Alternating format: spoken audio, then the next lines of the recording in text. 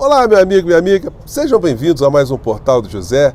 Hoje para mais um encontro especial nesta semana, pertinho das eleições municipais, que nos darão grandes ensinamentos e nos provocarão grandes reflexões e também obrigarão os nossos principais personagens políticos do nosso país a terem ações aí diante do resultado que se apresentará. O que dá para a gente perceber, logo de plano, analisando os debates nas principais capitais do nosso país, aliás, hoje teremos muitos, é que nós estamos diante de uma eleição extremamente despolitizada. Despolitizada no sentido de fazer com que o cidadão entenda que os problemas que estão na sua cidade, no seu município, não estão desconectados de uma realidade, do estado em que ele vive, do nosso país e do planeta. Existem situações ali que estão conectadas a muitas ações, e isso depende de uma conscientização política do conjunto da sociedade, de uma maneira em geral, para apontar soluções para essas questões. Então a gente vê muita loucura de gente querendo resolver problemas no município que são da alçada dos estados, que são da alçada da União Federal, e situações que não são nem de resolução fácil sem uma intervenção de outros países e outros organismos, sejam privados ou sejam públicos. Então, a eleição despolitizada, ela sempre vai criar espaço para oportunistas, para vigaristas, para estelionatários, para espertalhões e, sobretudo, para o conjunto das criaturas que se colocam no campo da centro-direita e da extrema-direita.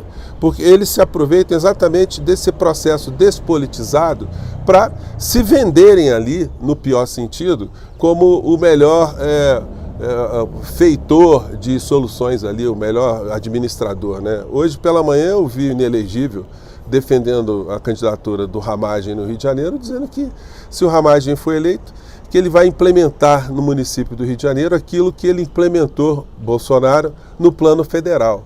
Tem uma coisa mais picareta, mais vigarista do que esse tipo de situação?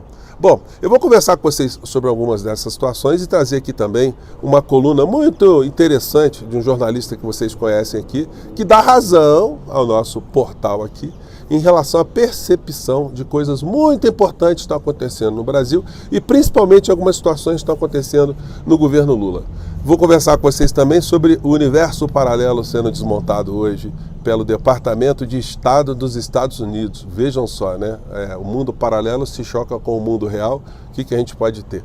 Bom, antes de mais nada, é sempre muito importante convidar você que está chegando agora ao nosso portal e ainda não nos conhecia, para que, em primeiro lugar, você se inscreva aqui conosco, que conheça também os nossos outros vídeos. Se você gostar, compartilhe, recomende. E, se puder, venha para o nosso clube de membros. Você que é muito bem-vindo e muito bem-vindo. Se a gente começar aqui com o choque entre o mundo real e o mundo paralelo. Todos nós estamos vendo que essa gente da extrema-direita, eles pegaram o ministro Alexandre de Moraes como a figura central, aí, obstáculo para que eles implementem no Brasil a balbúrdia, a desordem, uma nação completamente sem regramentos, dando ali a possibilidade para essa gente, inclusive, achar que pregar um golpe militar e atuar a favor de um golpe militar para destruir a democracia é uma coisa aceitável dentro da democracia.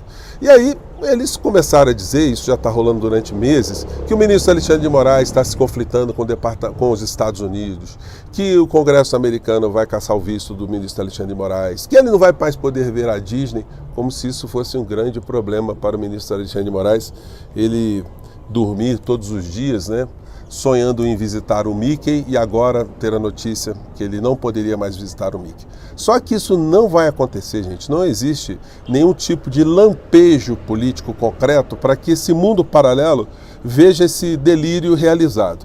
Olha só que está na BBC, na seção do Brasil, né, mas a BBC de Londres, né, seção Brasil. Aí eles informam isso aqui, ó. Esse é o choque de realidade. Não tomamos posição a favor ou contra empresa privada, diz Departamento de Estado dos Estados Unidos sobre o X. Gente, o Departamento de Estado dos Estados Unidos é o principal órgão, a principal instituição do governo norte-americano, porque cuida dos assuntos ligados à geopolítica. Então não é pouca coisa, não. Então disse aqui o representante do Anthony Blinken, né, Amanda Robertson, estamos acompanhando a situação. Mas o X, como uma empresa privada com negócios em muitos países, tem que se conduzir de forma independente. Isso não é algo que o governo americano deva se envolver. Então, gente, é uma pá de cal essa gente ficar achando que pode modificar a realidade atuando dentro do mundo paralelo, né? Então, enfim, vão ter que dormir com essa, né? O ministro Alexandre de Moraes, enfim, eu acho que agora, quando passar as eleições, nós todos temos as esperanças que o senhor Paulo Gonet, de fato, ele desperte do sono profundo que está nesse processo todo agora e comece a tomar as iniciativas que a Constituição determina à Procuradoria-Geral da República que tome em relação aos inquéritos que são lhes oferecidos, são lhes apresentados, com a indicação de muitos criminosos, como, por exemplo, os criminosos da Orcrim de ladrões de joias que nós tivemos à frente do nosso país. Então, só nos resta cobrar, alertar, divulgar ao máximo que existe uma Procuradoria-Geral da República, existem inquéritos concluídos e existem obrigações que eles devam tomar, né? Enfim, as filas têm que andar. E aí, entrando aqui no assunto muito interessante também, é o mundo paralelo dentro da extrema-direita do grande jornalismo, né, das empresas de jornalismo. Olha só essa coluna aqui do Estadão. Inusitada boa vontade. Do que será que eles estão falando, hein? Decisão do Moody's de elevar rating do Brasil é generosa ante cenário fiscal difícil. Então eles estão pegando uma empresa privada que faz consultoria para os maiores grupos de investidores do planeta, estão dizendo que eles estão analisando os dados da economia do nosso país de forma simpática. Sabe o negócio? Olha, você coloca aí alguns bilhões de dólares no Brasil, porque nós achamos que eles são legais.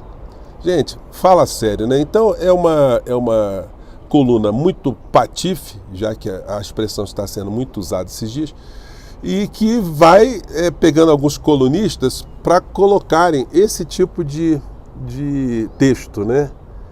Dizendo, olha, tá tudo muito legal, mas Moody's vai rebaixar o Brasil em 2 ou 3 anos, diz Samuel Pessoa. Gente, já conversei com vocês aqui no nosso portal que o modelo econômico do nosso país, ele está fadado mesmo a gente ter problemas eternos, porque a dívida, como ela está sendo tratada durante décadas aqui no nosso país, ela só tem aumentado.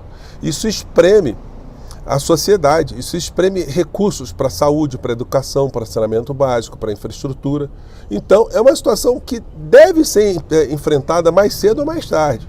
O que nós estamos vendo é que o governo Lula parece que está ainda arrumando a casa, arrumando algumas estruturas da legislação fiscal para começar a ter algum tipo de enfrentamento. Porque se não houver isso, gente, não vai ter condição da gente ter de fato uma melhoria permanente no nosso país, né? E aí, entrando aqui na coluna do Reinaldo Azevedo, que analisou algumas quedas de avaliação na pesquisa Quest do governo Lula, do comportamento do pessoal do presidente da República e outras ações. Disse ele aqui, vou reproduzir para vocês sem maiores delongas, né? Ele aponta por que nós estamos com alguns problemas aí. Vamos lá. O governo Lula é melhor ou pior que Bolsonaro? Qual é o resultado? Caiu de 51% para 38% os que dizem que o governo Lula é melhor do que o governo Bolsonaro. Caiu também de 36% para 33% os que dizem que é pior. Subiu de 8% para 22% os que dizem ser igual. Ainda é maior, né, os que dizem que é melhor do que o governo, mas de qualquer modo houve uma queda importante nos que dizem que é melhor. Deixa eu dizer uma coisa aqui. O governo, primeiro, o problema de comunicação eu acho que continua. Não vou me estender sobre ele. Uma pesquisa feita no meio do fumacê que tomou conta do país, e isso foi atribuído ao governo, à Marina, o que é um absurdo, né? Vejam Carlos Nobre, entrevista no Reconversa, espetacular. O Brasil não tem combustão espontânea, raramente acontece. Não tem o tipo de incêndio na Califórnia que cai um raio e pega fogo no mato que teve em Portugal. Os incêndios no Brasil foram incêndios criminosos, como se evidencia em São Paulo com mais de 2 mil focos de incêndio, né? Não preciso nem ir ao Pantanal, não preciso nem ir à Amazônia, né? De qualquer modo foi feito em meio a isso. Pode ter o efeito Twitter, que o Elon Musk misturou, e a extrema-direita, a coisa do Brasil e tal. O que eu quero dizer é o seguinte. Esse pessimismo com a economia é absolutamente injustificável. Tudo bem, a opinião das pessoas é a opinião das pessoas. E elas têm direito à própria opinião, mas não têm direito aos próprios fatos. O desemprego está num nível mais baixo, é um nível recorde da série histórica. A valorização real do salário é a mesma coisa. Todas as faixas de renda tiveram ganhos reais. Todas as faixas de renda. Se tem alguém para reclamar, foi quem tinha fundo exclusivo e offshore que passou a pagar imposto. Fora isso, não. Economia crescendo. Inflação baixa. O juro em queda. Agora, voltando a subir. Não, eu digo com toda certeza que o governo é bom. Ah, por que o governo é bom? Porque aprovou o arcabouço fiscal. Importantíssimo. A Moody's está dizendo, as agências estão dizendo e eu estou dizendo. Agências capitalistas. O babaca que acha que eu sou comunista, não. As agências capitalistas. Reforma tributária, encaminhamento, elas também apontam. Crescimento econômico vigoroso, sempre surpreendente. Mercado de trabalho idem. Ganho real de salário. Retomada dos programas sociais. As políticas de renda que estão em curso. O governo é bom. E, no entanto, se as pessoas estão percebendo como ruim, é preciso identificar os fatores. Acho que o governo tem que pensar. E é bom não apenas internamente que está arrumando as coisas, e está. Ou então alguém que conteste o que eu falei sobre emprego, crescimento, renda, programa social. A reforma tributária, arcabouço fiscal, vai estar contestando a mim e as agências de classificação de risco. Algo precisa ser pensado, visto, estudado. Sim, hoje a gente tem uma militância de extrema direita como nunca houve, isso pesa muito. Agora, ninguém teve uma piora de vida no governo Lula, ao contrário, ela melhorou. Claro, um ou outro pode ter piorado em razão de escolhas pessoais. Quando a gente pega massa de recursos da economia que foi para uns para outros, ninguém perdeu. Ao contrário, houve ganhos generalizados. E isso é apenas um fato. Isso aí. Então,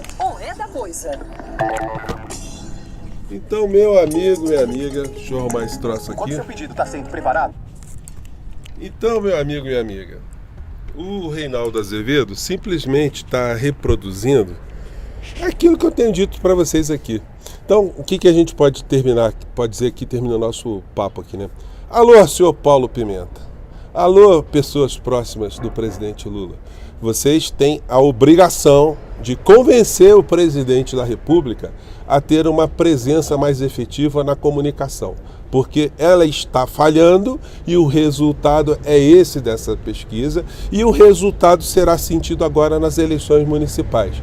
Uma eleição despolitizada, o que vai favorecer são os vigaristas tendo algum tipo de espaço para continuarem a ter mais poder, para continuar a pregar mais intoxicações na sociedade e cada vez mais prejudicar qualquer tipo de transformação efetiva no nosso país, né?